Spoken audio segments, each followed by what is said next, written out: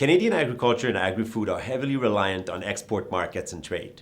It is estimated that more than 50% of agricultural production is exported either directly or indirectly as processed agri-food products.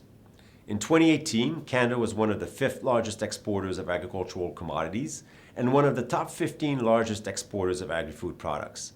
So export markets play a significant role in supporting farm income and profits of food processors.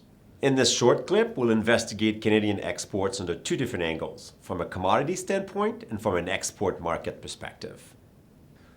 Let's first look at the most traded commodities and agri-food products in the world. There's a long list that are heavily traded.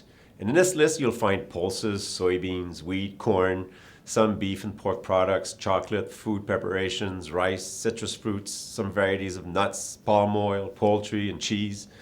This list is about size and volume. This is the most heavily traded imports or goods in the world. Now let's look at our list of top Canadian exports, including pulses, soybeans, wheat, corn, cattle and beef, hogs, pork, chocolate, bread, food preparations, canola seeds and oil, tomatoes, some prepared vegetables. You're likely to starting to see a little overlap between this list versus the one on the left-hand side. No surprises here. We are not considered a large exporter of citrus fruits. We're also the top exporter of canola seeds and oil, yet these exports would not be considered as one of the top 15 exports in the world. Finally, thinking of potential, we can look at the fastest growing imports. Pulses, soybeans, canola seeds and oil, food preparations, some specific pork and beef products are making a list. But so are onions, coconuts, butter, and palm oil. A useful exercise is to look where there's overlap. That is, the commodities of food products that are featured in at least 2 of the categories, or even ideally in all 3 of the categories.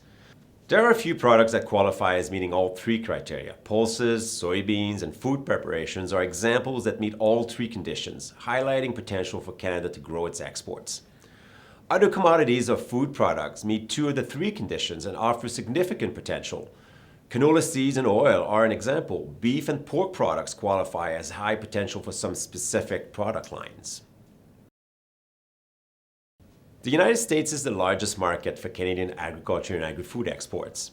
Its market share has varied over time, but it has almost always accounted for at least 50% of what we export. Of course, this market varies by commodity or product. In the case of crops, the share of the U.S. is less than 50%. When it comes to processed food, the U.S. share of our exports approaches 70%.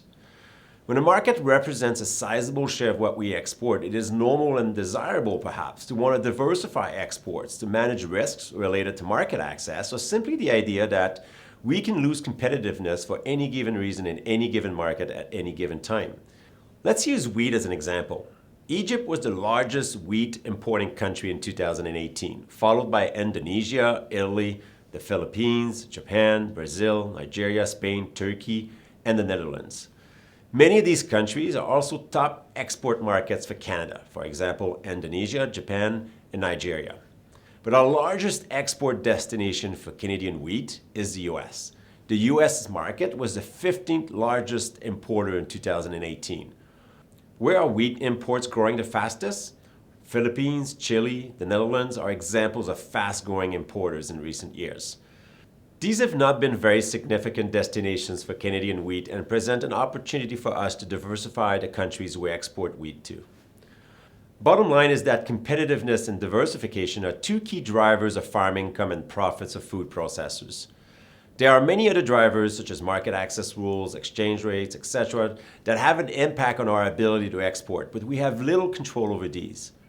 Our ability to be competitive in foreign markets is tied to innovation and investments in lifting our productivity across the entire supply chain. Do you know what makes your products competitive in foreign markets?